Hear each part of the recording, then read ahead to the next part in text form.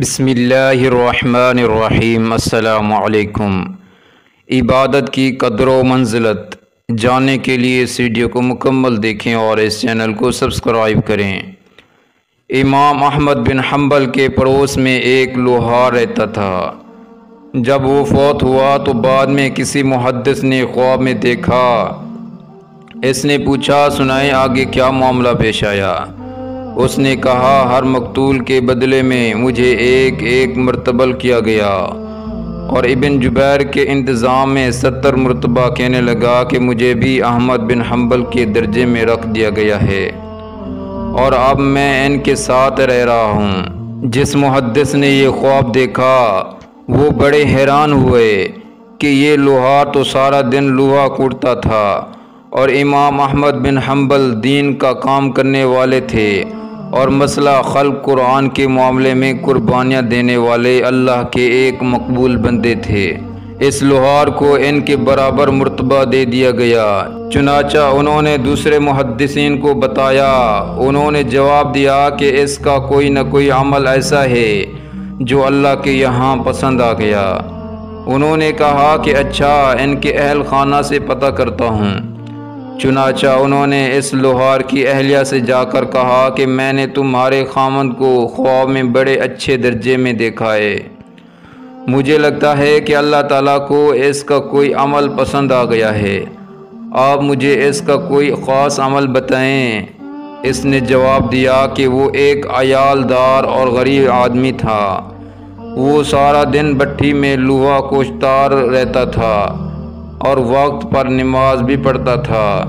اس کے علاوہ اس کی کوئی خاص عبادت نہیں ہوتی تھی۔ انہوں نے کہا، پھر بھی ذرا سوچ کر بتائیں۔ اس کی بیوی نے سوچ کر بتایا کہ مجھے اس کی زندگی میں 2 باتیں نمایاں محسوس ہو رہی ہیں۔ ایک تو یہ کہ اس کے اندر نماز اور اذان کا اتنا ادب تھا کہ اگر لوہا کوٹتے ہوئے بھی اس کا ہاتھ اوپر ہوتا اور اس کے ہاتھ میں ہتھوڑا ہوتا اور اسی لمحہ اللہ اکبر کی آواز آتی تو وہ اس کو مارنے کی بجائے رکھ دیتا کہ اب میرے مالک کے منادی نے پکارا ہے اور مجھے اب اس کے دربار میں حاضری دینی ہے۔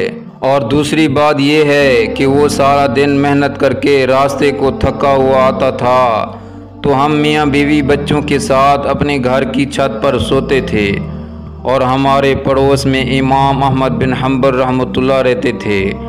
امام احمد بن حنبل وہ ساری رات قرآن پڑھتے ہوئے گزار دیتے تھے۔